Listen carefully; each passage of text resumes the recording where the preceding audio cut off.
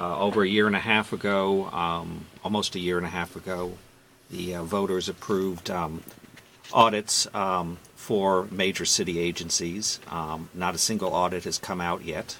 One audit has been around 18 months in the process. Recreation and Parks, still not out. The other audits are bogged down in a process very slowly proceeding through the finance department. So almost 2 years after it was voted on a very weak version of getting some accountability in government by the city council and then approved overwhelmingly by voters, there really has been very little progress. And one of the things that the Brew has been working on is that one area where Baltimore's lack of auditing, accounting, and accountability is coming clearer into focus involves homeless funds, and particularly federal funds that came to the city a few years ago under the stimulus package. How much? $9.5 million under the ARRA, the Recovery Act.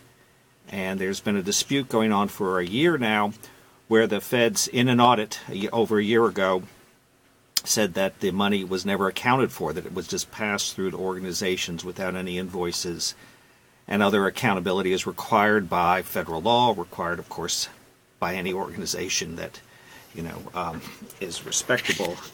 Well, I thought this mayor promised transparency.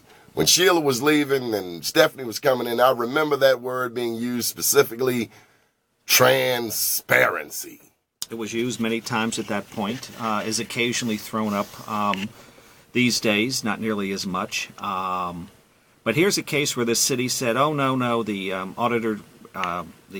Inspector General of HUD is wrong. We'll get all the invoices and account for everything.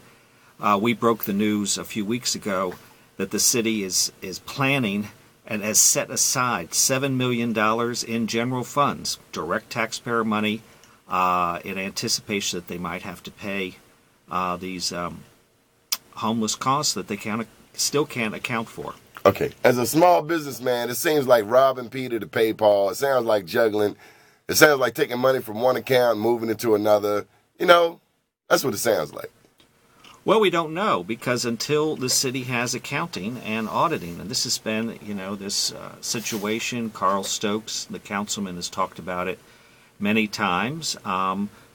Most agencies in the city, if they've been audited, they were last audited 20, 30 years ago. There's no auditing. So the city budget, the process that the city has, there's going to be a budget session where citizens will be invited to get some information on the budget this Saturday by the mayor.